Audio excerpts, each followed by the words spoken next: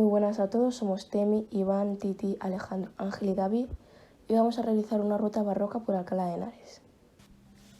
Voy a realizar el control para asegurarme de que estamos todos. Antes de comenzar con la visita, permítame indicarles unas sencillas normas para que todos podamos disfrutar mucho más. Permanezcan unidos al grupo en todo momento, para poder avanzar todos juntos. Y crucen por los lugares habilitados tal como yo haré. Para que me identifiquen mejor, llevaré este elemento identificador siempre en la cabeza del grupo. Sigan mis indicaciones en cada una de las paradas para que puedan descubrir de la mejor manera cada uno de los lugares que visitaremos. Y si tienen dudas sobre algo de lo que haya explicado, estaré encantada de resolverlas. Si procede, por supuesto, haremos paradas con tiempo suficiente para que hagan sus fotos y también tendrán tiempo para realizar sus compras y curiosear. ¿Alguien tiene alguna pregunta sobre el procedimiento? ¿No? Pues muy bien, comenzamos nuestro viaje en Alcalá de Henares, nuestra ruta barroca. Muy bien, pues daremos comienzo a la introducción de la ruta. El barroco fue una corriente cultural de gran impacto que se extendió en Europa desde el siglo XV. Durante 200 años, este término proviene de la expresión portuguesa perola barroca, que significa una perla de forma irregular, algo impredecible y elaborado. El barroco fue un estilo más propio de los países católicos porque estaba ligado a la religión. La mayoría de las grandes catedrales italianas estaban construidas en ese periodo y son barrocas. Este estilo empezó a dar importancia a la ornamentación, las molduras, columnas y a las fachadas ricas en esculturas. La aparición de elementos como la columna salomónica, que es una columna enroscada, y el estípite sumaron grandiosidad a las construcciones barrocas. La luz, el espacio y el tiempo predominaron como los tres elementos más importantes del arte barroco.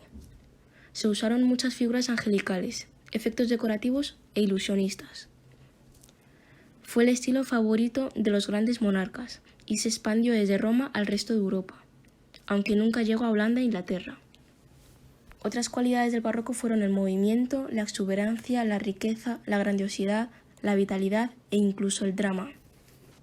El barroco presenta algunas características como el rechazo de lo simple y aprecio por la ostentación y el adorno, complejidad de formas y estructuras a fin de crear edificios imponentes. El movimiento en la forma fue determinante, subordinación del resto de las concepciones, utilización de la línea curva en la estructura y decoración, y el uso de materiales como el oro y plata para dar ideas de poder y dominio.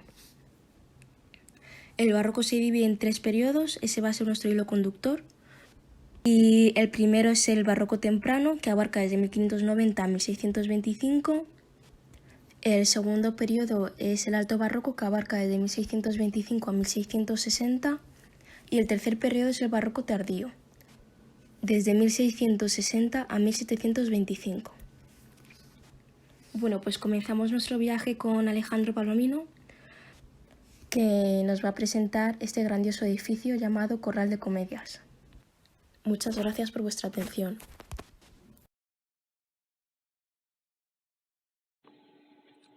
Hola, buenos días a todos. Mi nombre es Alejandro Palomino y hoy les vengo a contar la historia del Corral de Comedias. Este edificio pertenece al estilo barroco temprano. El Corral de Comedias que tenemos en Alcalá de Henares es uno de los más antiguos de Europa. El edificio ha tenido diversos usos, como corral de comedias en el siglo XVII, coliseo a partir de 1769, teatro romántico en el siglo XIX y sala de cine en el primer cuarto del siglo XX. Y ahora les voy a contar un poco la historia de cómo este edificio pasó por diversos usos, como ya he dicho, y finalmente se convirtió en el Corral de Comedias, que es como lo conocemos hoy en día. En 1601, el Ayuntamiento de Alcalá de Henares decidió encargarle al carpintero Francisco Sánchez la construcción del corral en la antigua Plaza del Mercado, que hoy la conocemos como Plaza Cervantes. El corral se inauguró en 1602 y en 1769 se convirtió en un coliseo neoclásico y fue techado mediante un conjunto de vigas para mejorar su acústica para los espectáculos musicales. Luego, en 1831, en la época romántica, se decide convertir el antiguo patio empedrado en el patio de butacas con forma de herradura, cubierta por un falso techo con frescos. Y a partir de entonces se va a pasar a llamar el Teatro Cervantes. En 1927, el teatro se convirtió en un cine y funcionó como tal hasta 1971. A raíz de su deterioro, cayó en el olvido y fue utilizado como almacén por sus propietarios. Estuvo a punto de ser derribado, hasta que en 1981 3 personas hicieron algo para cambiar esta historia. Miguel Ángel Coso Marín, Mercedes Higuera Sánchez Pardo y Juan Sanz Ballesteros comenzaron una lucha para que este edificio fuera recuperado con la dignidad y profundidad que se merecía.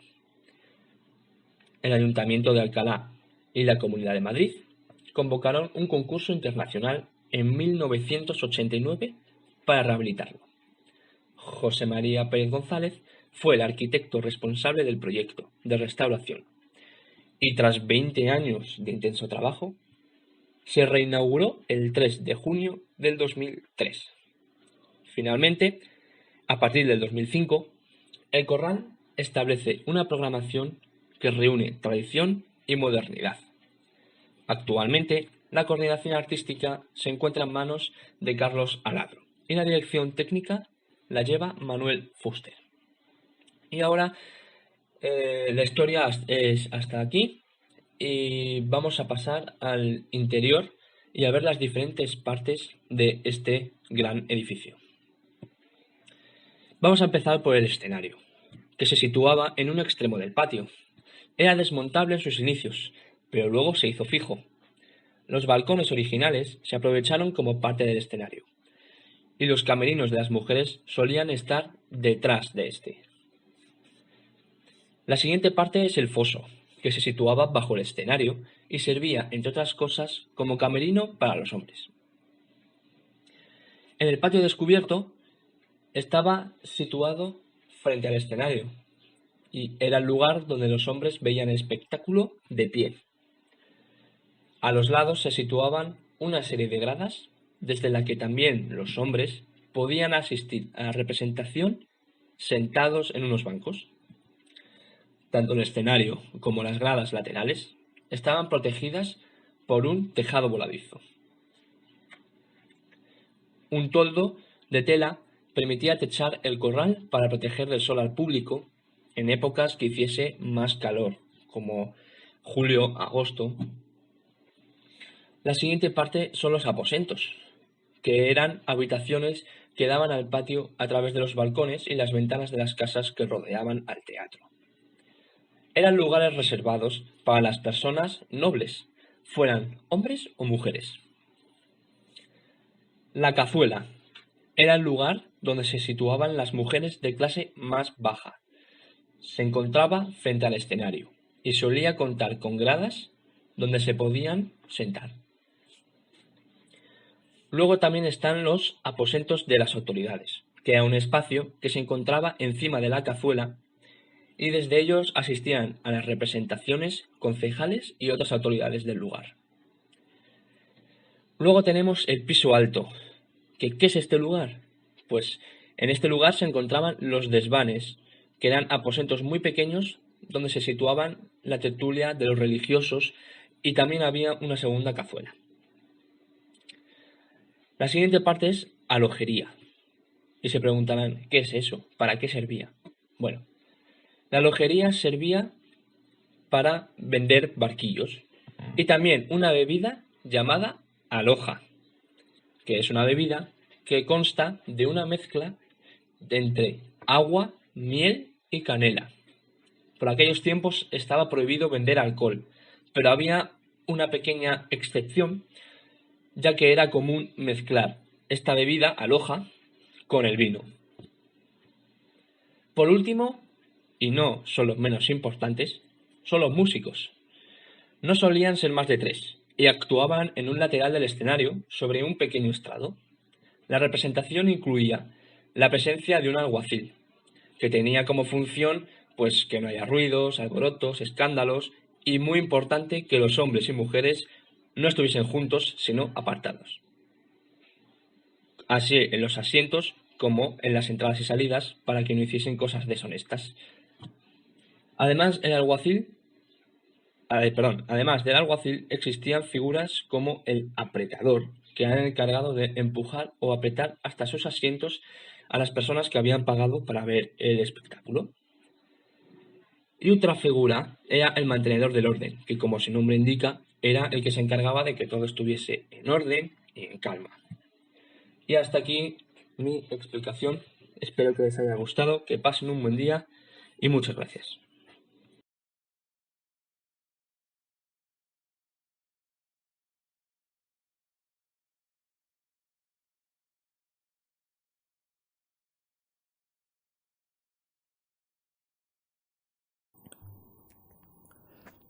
Hola a todos, mi nombre es David y bueno, voy a ser yo quien os hable un poco de este lugar que es la Capilla del Oidor.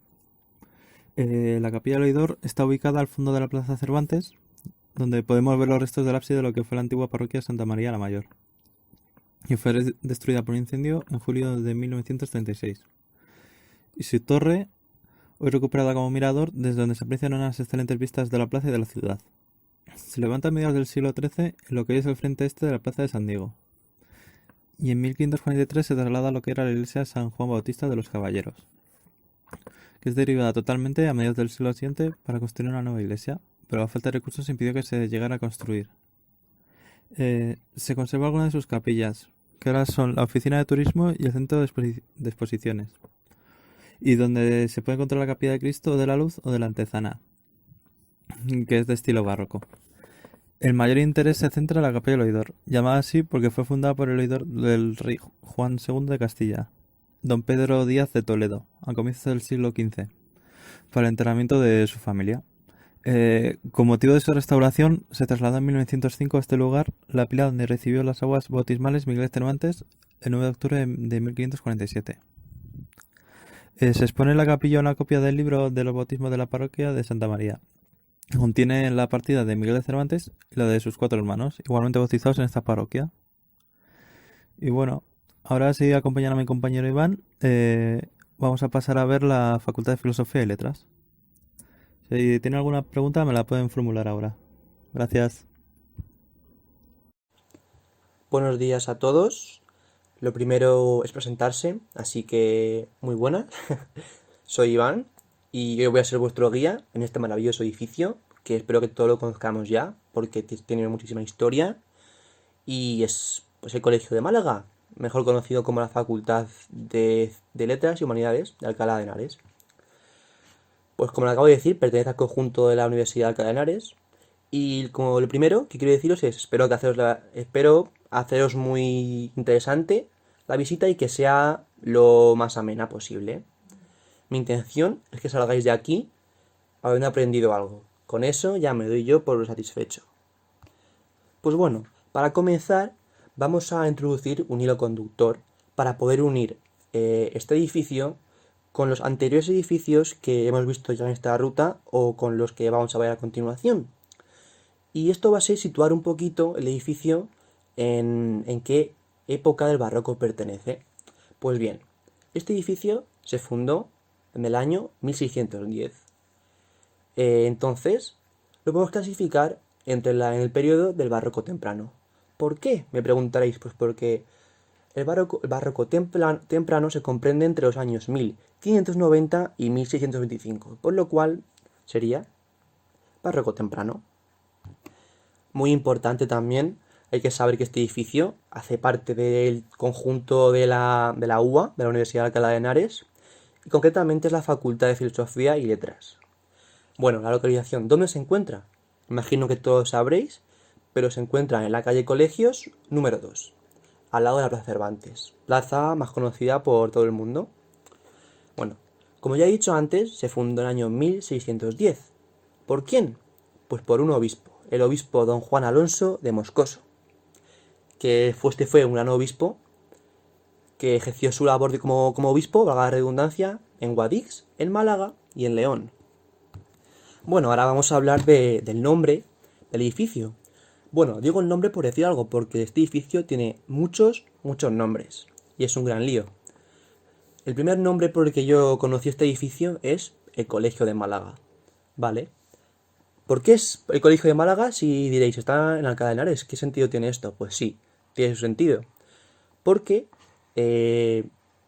tras su fundación, los primeros alumnos o estudiantes que lo ocuparon fueron 12 estudiantes del curso de Teología y 4 del curso de Derecho Canónico. Y como no, estos estudiantes eran de la ciudad de Málaga. Además, que el obispo que lo fundó, don Juan Alonso de Moscoso, también era de esta ciudad. Interesante dato, ¿no? Pues otro nombre por el que podemos conocer a este edificio es como San Ciriaco y Santa Paula. Exactamente este es el nombre oficial por el que se considera este edificio. Pero ¿y por qué San Ciriaco y Santa Paula? ¿Qué sentido tiene eso? Pues exactamente el motivo es el que he dicho anteriormente.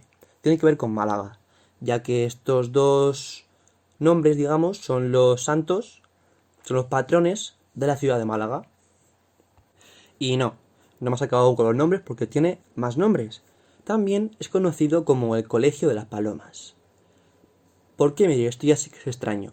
Pues porque además de que esa fue su última función, también es debido a que este conjunto perteneció también a la Comunidad de Madrid en un tiempo. Perteneció a lo que es el entramado de Madrid. Y claro, todos sabemos que la Virgen Paloma es la patrona de Madrid. Y por ello este nombre. También es conocida por otro nombre, que este ya es muy usual, y es conocida como la Facultad de Filosofía y Letras de la UA, ¿no? Así es como la conocemos todos y así es el nombre más fácil que yo espero que os quedéis, por lo menos. Ahora vamos a pasar a datos un poquito más concretos, entramos en chicha, como se puede decir. Bueno, pues el edificio se fundó, como ya he dicho anteriormente, en el año 1610. Pero claro, por varios problemas que hubo de dinero, etc., no fue hasta el año 1623 hasta que se empezó su construcción. ¿Pero por qué han dejado pasar 13 años desde que se fundó hasta que comenzó su construcción? Pues como he dicho, por problemas con dinero, problemas económicos y problemas con otros colegios cercanos y con edificios colindantes. Vale, esto llegó a tal nivel que incluso antes de estar acabado el colegio, el edificio, ya teníamos a los estudiantes citados anteriormente ocupando el edificio, sí, estudiando en ellos. Esto ocurrió en el año 1648. ¿Y por qué se meten a estudiar allí cuando está el edificio por la mitad? Pues porque la obra paraba, proseguía, y así consecutivamente. La finalización de este edificio no se llevó a cabo hasta casi finales del siglo, y fue construida bajo la dirección de Juan Gómez de la Mora. Aunque bueno, no todo el mérito es suyo, como normalmente se le atribuye, sino que el maestro de obra fue Sebastián de la Plaza. Y es muy importante mencionar a este hombre, ya que normalmente no se atribuye los méritos que se merece.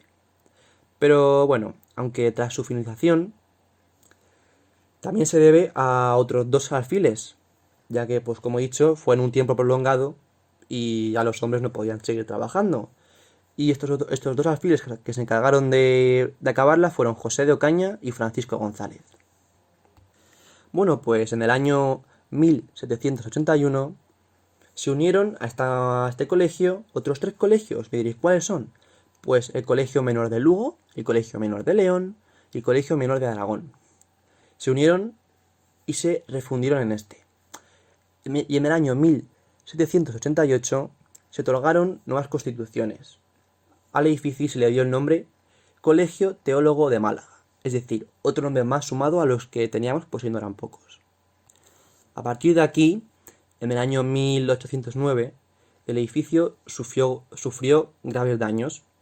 ¿Por qué? Pues por la invasión napoleónica. La invasión de Napoleón. Se quemó el edificio varias veces, además se produjeron bastantes saqueos, en torno al año 1820, 1821, por ahí. Pero bueno, por su esbelta y grande fábrica, este colegio se convirtió en el mejor colegio de Alcalá de Henares, después del de San Ildefonso. Aunque en el año 1836 cesó como colegio y fue utilizado para hacer otro tipo de actividades, como empezó siendo escuela de herradores, un cuartel e incluso una academia de ingenieros del ejército. Después de esto, este edificio ha pasado por un montón de etapas, ya que pasó por etapas, llegó a ser un asilo para mujeres desvalidas y para ancianas. En el año 1847 este edificio fue restaurado y unos años después fue destinado de nuevo a ser un colegio internado, pero esta vez de una institución benéfica del Ayuntamiento de Madrid, donde residían niños de edad adolescente. Ahora vamos a pasar un poco a los elementos más decorativos y a describir un poco cómo es el edificio. Pues la portada, a pesar de su sobriedad, tiene mucha elegancia, destaca por su gran elegancia. El edificio tiene 2 alturas, está rematado por torreones, como podemos observar, y se cierra con un gran patio posterior. Bueno, pues está organizado en torno a 2 patios, con una espléndida escalera imperial, rematada por una cúpula ovalada. Cuando observa la fachada de este edificio, destacan sobre todo los magníficos y esbeltos torreones, con su capitel de pizarra, su aguja e incluso su veleta.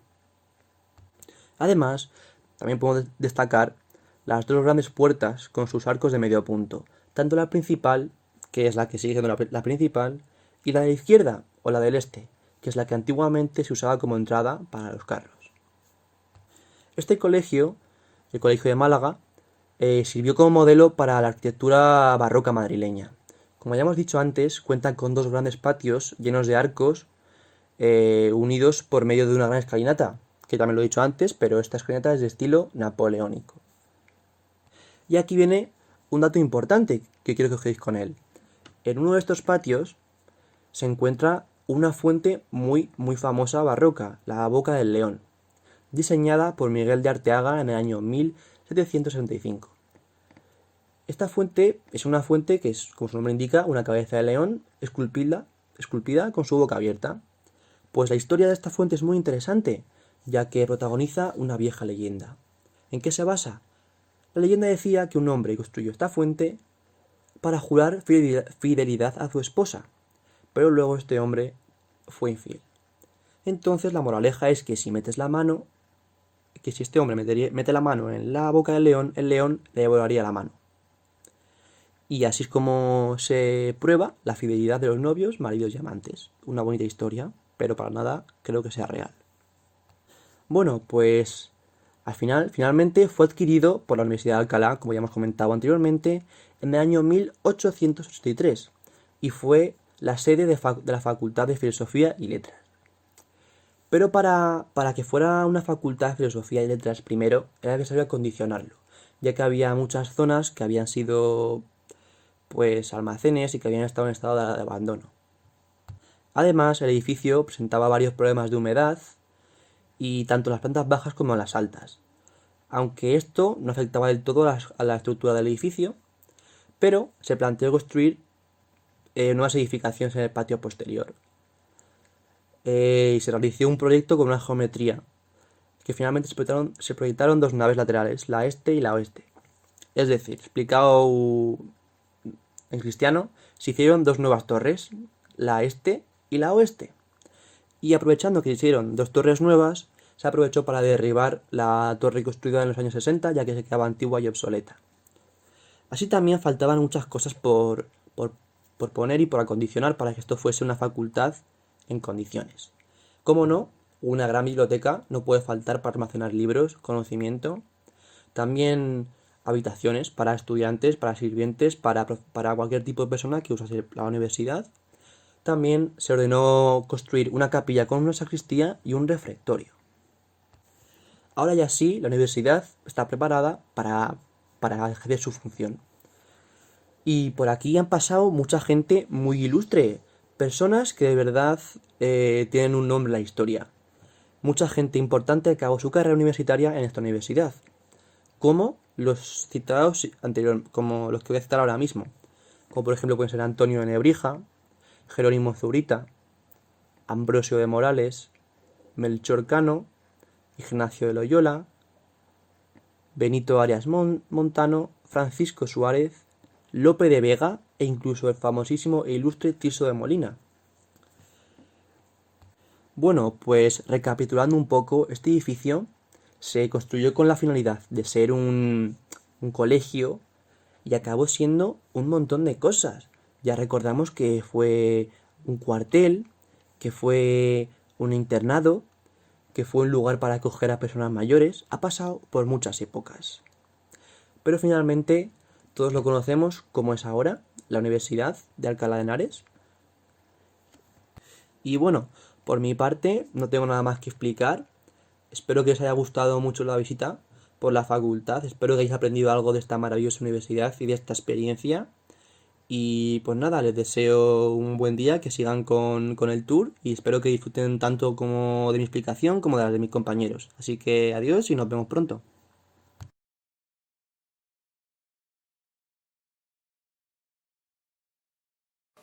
Hola, buenos días. Somos el grupo primero de guía y mi nombre es Ángel Illene y a mí me toca hablar de la Casa de Cervantes. La Casa de Cervantes es una recreación de la casa natal del escritor en todo su esplendor, con habitaciones, cocina, baño, propios de la época de su niñez.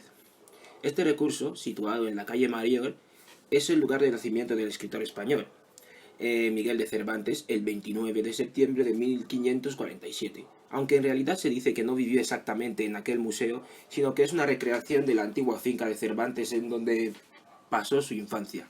El edificio se sitúa cerca del hospital de Antezana, donde estuvo trabajando su padre, Rodrigo de Cervantes.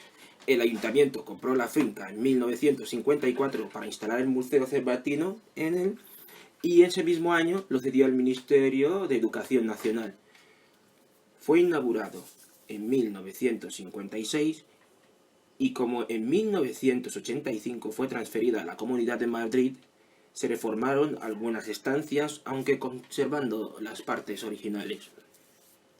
El Museo Cervantino recrea la vida cotidiana de los siglos XVI y XVII y además también cuenta con un fondo que expone las biografías del autor en diferentes épocas y en distintos idiomas.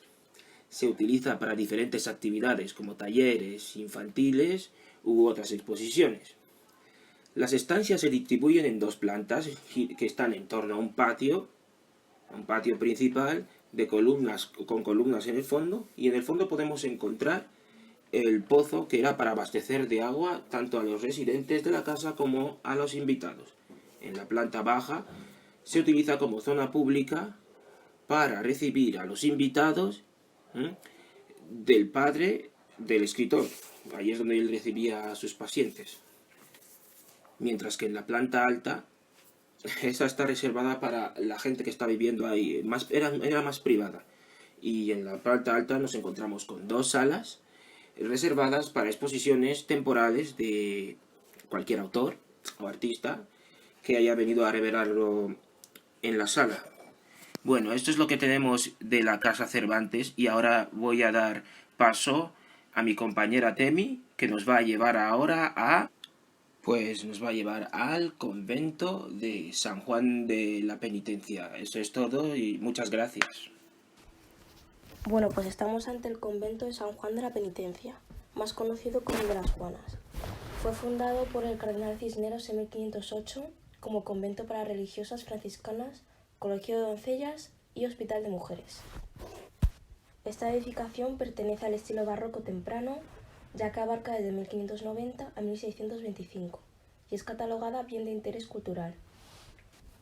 Fue el primero de los que mandó construir el cardenal Cisneros, y las propias religiosas que allí habitaban se autodenominaban clarisas de Cisneros. La primera sede estuvo en un principio en la calle San Juan hasta el año 1884. La calle San Juan es la que lleva desde el Palacio Arzobispal a la Magistral de los Santos Niños y que actualmente lleva el nombre de San Juan, bajo la denominación de un monasterio de monjas franciscanas, colegio de doncellas y hospital de mujeres. Esta comunidad fue encargada del testamento de Cisneros, por lo que conservó numerosos recuerdos del personaje. El encargado de su construcción y administración fue el canónigo Gregorio Fernández, que fue enterrado en 1518 en una sepultura de alabastro en la capilla del convento. El edificio está construido a partir de un caserón mudéjar preexistente y era de grandes dimensiones, con 11 patios. Solo se conserva la nave de la iglesia, que en la actualidad se conoce como la Casa de la Entrevista, y se utiliza como sala de exposiciones temporales. En el exterior del edificio destaca el escudo del fundador, situado en la portada, y en el interior, muy restaurado, la sobria arquitectura en ladrillo y el enrejado de la puerta principal. En el mismo lugar, pero en edificios del siglo XX, continúan existiendo instituciones educativas que llevan el nombre de Cardenal Cisneros. En el Colegio Público Cardenal Cisneros, situado a continuación de la Casa de la Entrevista, el patio se corresponde con el antiguo claustro del convento. Recientemente restaurado, es de pequeñas proporciones y consta de una planta cuadrada y 2 pisos adintelados. El inferior consta con columnas renacentistas, 4 de ellas decoradas con el escudo de Cisneros, y el piso superior se compone de pies derechos de madera. La segunda sede es aquí donde estamos, en la calle Santiago, y en 1884 la comunidad de franciscanas o clarisas, que hasta entonces ocupaban el edificio de la calle San Juan, en mal estado, se trasladó al antiguo edificio del Colegio de Agustinos Recolectos, uno de los colegios menores de la Universidad de Alcalá. En octubre de 2006 finalizaron las últimas obras de la restauración de la iglesia del convento, destacando la restitución de su cúpula. En su interior se puede contemplar la cúpula con la linterna, que aunque fue destruida en el siglo XIX, ha sido restaurada hace pocos años por una fundación privada. En su museo se puede contemplar, entre otras cosas, el báculo de Cisneros. Tras la desamortización, el edificio perdió su conducción conventual y pasó a manos particulares, recuperando esa finalidad piadosa en 1884, cuando sus propietarios lo donaron a las franciscanas del convento de San Juan de la Penitencia, quienes abandonaron entonces el ruinoso edificio del que disponían en la calle San Juan. Es decir, abandonaron la calle San Juan para situarse en la calle Santiago. Vale, pues ahora os voy a hacer como un resumen historia de lo que he dicho anteriormente, pero con más detalle y más entendible, ¿vale? Bueno, pues esta es una historia que acaba bien, una historia muy antigua, pero que perviven unas monjas que siguen luchando por sobrevivir y en el futuro de unos niños y niñas que se educan entre unas paredes llenas de siglos. Estas paredes, las Juanas, claro, obviamente, el colegio de la calle Santiago, aquel que nació en 1955 con muchos recuerdos. Pero no es cierto, resulta que nació mucho antes, en la época de Cardenal Cisneros, como he dicho antes, como convento franciscano y colegio de doncellas. Iglesias, patios, celdas, habitaciones y aulas se construyeron sobre edificios anteriores, dando al convento y colegio una apariencia un tanto escabalada. Era bello y lucharon en él por sobrevivir. El colegio llegó a tener fama y fue tanta que hasta ostentó la condición de ser desde 1543 lugar de educación para huérfanas de servidores reales. Pero el tiempo y la importancia de Madrid como corte las obligó a abandonar las paredes del querido convento de San Juan de la Penitencia de Alcalá de Henares. Pero las monjas se negaron a irse de la calle San Juan y permanecieron en su convento y sobrevivieron al siglo de cambios, guerras y a las novedades que ocurrieron en los tiempos venideros. Ya en el siglo XIX la casa se venía abajo, hasta el punto de pensar en abandonar el noble y el antiguo convento. El padre Agustino Fray Gregorio de Alarcón, él fue quien fundó en el siglo XVI un hospicio de la Orden de San Agustín, en una de las casas de la calle Santiago, la que tenemos atrás. Este fue el origen del actual convento de las Juanas. Un gran hombre y mecenas, el arzobispo de Toledo, don Bernardo de Sandoval y Rojas, permitió que el viejo hospicio cambiase a colegio universitario. El siglo XIX fue duro, muy duro, un siglo de cambios y transformaciones que otorgaron otros usos del antiguo colegio de agustinos, como la destrucción de la cúpula, recuperada en 2006, y por fin el traslado en 1884 de las Juanas desde su arruinado convento de la calle San Juan. De nuevo la clausura comienzan a recuperar, restaurar, mejorar, cambiar para sobrevivir, y las monjas se llevaron a su nueva casa sus tesoros, sus recuerdos, como el testamento y el valioso bastón del fundador Cardenal Cisneros. o las constituciones del monasterio. Vale, pues llega el siglo XX y con él también muchos y profundos cambios, aunque sobre todo permaneció la esperanza en el futuro y las ganas de seguir. Y tantas ganas de seguir que tuvieron las monjas que en 1955 resurge el colegio, el de las Juanas, y consigue otra vez el cariño y la admiración de muchos alcalainos. Las monjas salieron de su clausura, se arremangaron los hábitos y se pusieron manos a la obra en la difícil tarea de educar. Si se puede, procederemos al interior de este convento para observar en persona los tesoros valiosos de este gran convento. Muchas gracias. Si tenéis alguna pregunta, es el momento. Hola, somos del curso primero de guía. Mi nombre es Ángel Eyene y hoy voy a pasar a hablarles del Palacio Arzobispal. A partir del siglo XIII se tienen noticias de la construcción de este palacio. Era una antigua residencia de los obispos de Toledo durante 800 años. Se consideraba la sede del poder político y religioso. En él fluyen varios estilos, como el barroco, el mudéjar o el renacentista. De acuerdo con las modificaciones que se han ido dando a lo largo del siglo XIX, actualmente es la sede obispal de Alcalá de Henares. Desde 1958 hasta 1939 fue un archivador general de la Administración del Estado, donde guardaban todos los documentos importantes de todos los ministerios. También fue donde se almacenaban municiones durante la Guerra Civil. Sufrió un gran incendio y se perdió gran parte del material que en él se guardaban. El Palacio Arzobispal es famoso por los diferentes eventos que acogía durante el siglo XIV. Fue la residencia oficial de los reyes católicos, de varios reyes católicos, y fue el palacio en el que los reyes católicos recibieron a Cristóbal Colón.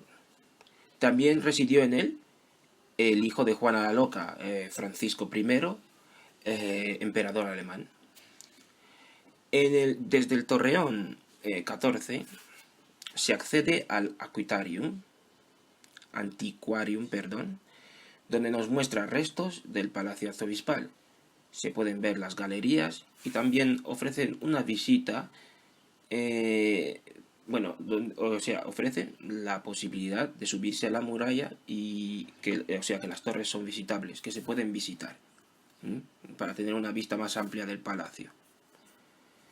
La fachada principal, de estilo renacentista, fue diseñada por Alonso de Covarrubias en el siglo XVI y está dividida en 3 cuerpos. En el centro encontramos columnas jónicas imitando al estilo griego, con un escudo en alto del arzobispo de Fonseca, y a la derecha podemos ver el torreón de Tenorio construido por ese mismo obispo en el siglo XIV, que es usado actualmente ese lugar como librería. Bien, esto es todo sobre el Palacio Arzobispal y ahora voy a dar paso a mi compañero.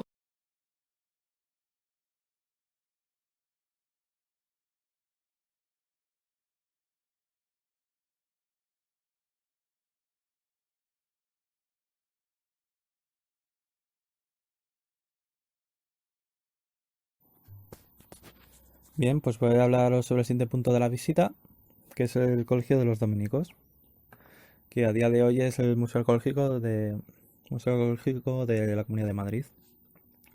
Este edificio se caracteriza por presentar un estilo barroco. Nos tenemos que remontar a 1562 para conocer los primeros datos sobre la fundación de este convento. Ese año, doña Juana de Mendoza compró unas casas en la calle Santiago, cercanas al Palacio Arzobispal, para fundar un monasterio de dominicos bajo la advocación de la Madre de Dios. En 1566, estas casas, que no eran muy grandes, están en obras para adaptarlas a su nuevo uso. Tras unos años, los religiosos deciden construir un nuevo conjunto conventual, que se edifica entre los años 1608 y 1624. Tampoco este era demasiado grande y como a la tercera hora vencida, ya deciden a mediados del siglo XVII comprar las casas adyacentes y empezar a construir el tercer monasterio. Las obras, por las dificultades económicas, iban muy despacio, pero todo se empezó a solucionar en 1676, cuando los frailes consiguieron el patronazgo de don Gregorio de Silva y Mendoza. Gracias a este noble, la capilla mayor de la nueva iglesia se termina en 1688. El resto del templo no se acabaría hasta principios del siglo XVIII. Eh, el, el edificio tiene forma de cruz latina con cúpula sobre tambor y 3 capillas a cada lado de la nave principal. A los pies, a la derecha, llama la atención una capilla decorada con pinturas murales en las que aparece una imagen de la Virgen del Carmen y otra de santos y ángeles entre nubes. La portada original se conserva, tras ser trasladada en el siglo XIX, en el lado de la iglesia que da a la calle de Santiago. El convento se construyó muy lentamente, terminándose las obras en 1737. Una fecha importante para este monasterio fue la de 1698. Ese año quedan incorporadas a la universidad como colegio, matriculándose los frailes y jurando cumplir con las normas que imponía el mayor de San Ildefonso. En 1882, tras la desamortización, es vendido al ayuntamiento, que lo cede para su uso como juzgados y cárcel. Se hacen reformas que transforman su estructura y que sobre todo afectan a la iglesia, como por ejemplo el dividir en 2 partes la nave, destruir la cubierta y la linterna de la cúpula o el ya mencionado traslado de la portada a la calle de Santiago. Actualmente, tras su inauguración en 1999, alberga el Museo Arqueológico Regional de la Comunidad de Madrid. Recoge a través de su colección la historia arqueológica de la Comunidad de Madrid, teniendo especial importancia los restos procedentes de la antigua Complutum. El 6 de junio de 2003 se inauguró la exposición permanente y el 7 de mayo de 2007 se abrió el Patio de los Cristales, conseguido por medio del acristalamiento y condicionamiento del antiguo claustro del convento, que ha pasado a usarse para conferencias y congresos, con un aforo de 200 personas más o menos, pudiendo acoger también representaciones teatrales y conciertos. El museo realiza ahora mismo exposiciones temporales de temática arqueológica, paleontológica e histórica. Y bueno, si tenéis alguna pregunta sobre el lugar, me lo podéis hacer. Y si no, pasamos al siguiente punto, que ya es el último de la visita, que Titi nos lo va a explicar. Muchas gracias.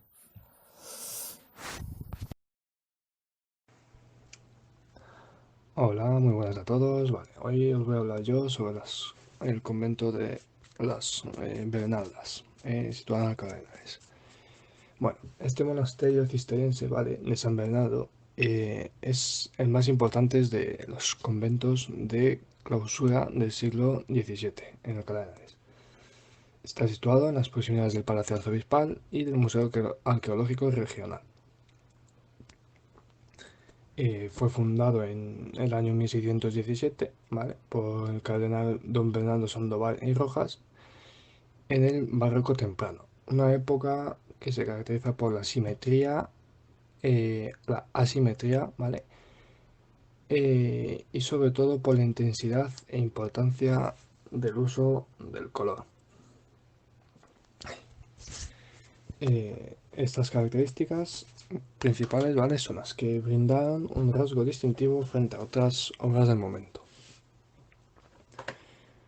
A ver, el edificio es obra del arquitecto Juan Gómez de Mora, tomando como modelo, que tomó como modelo, ¿vale?, el templo romano de Santa Ana de Palafrenieri. Participó en su construcción el alarife alcalaino Sebastián de la Plaza. Para la edificación de este monasterio se hubo que derribar una gran parte de lo que fue el antiguo barrio morisco, llamado de la Almanchara. La fachada principal, ¿vale?, destaca por su sencillez y por la escenográfica relación que tiene con el interior del templo. El conjunto conventual se divide en 3 zonas diferenciadas, una ocupada por la iglesia, otra destinada al área de clausura y una última situada en la zona delantera que da acceso al edificio, conocida como Casa de la Demandadera.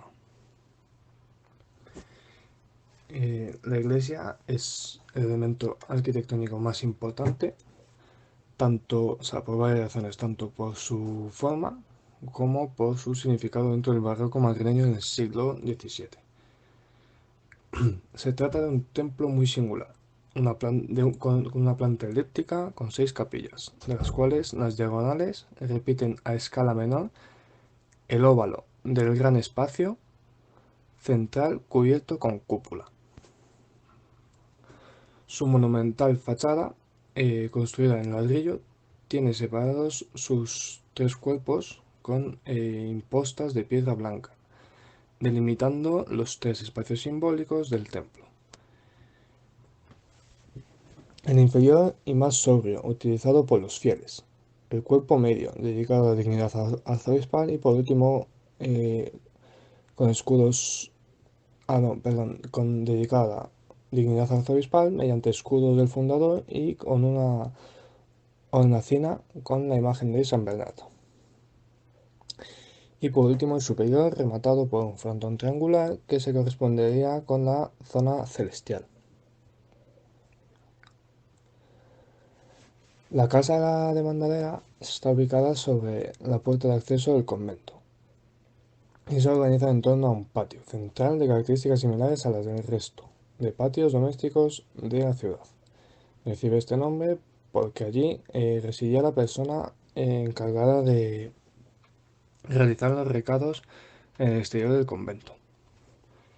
En cuanto a su interior, este edificio sigue, digamos, un esquema muy rígido, geométrico, basado en la raíz cuadrada de 2, que es la relación entre los ejes mayor y menor de la elipse.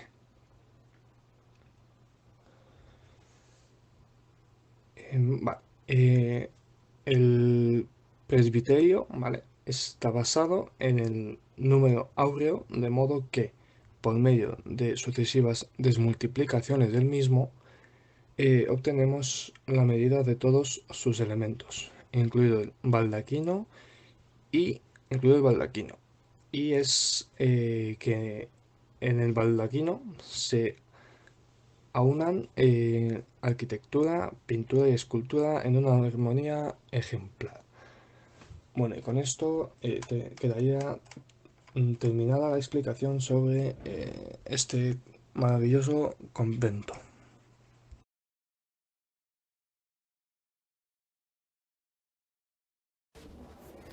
Hola, buenas a todos. Con el convento de las Bernardas finalizamos la ruta barroca. En primer lugar, hemos estado en el Corral de Comedias, un lugar que reúne la tradición y la modernidad. Seguido de Alejandro, nos hemos adentrado en la Capilla del Oidor con David, donde se encuentra la pila donde recibió las aguas bautismales Miguel de Cervantes. En tercer lugar, visitamos con Iván la Facultad de Filosofía y Letras, con el maravilloso edificio del Colegio de Málaga.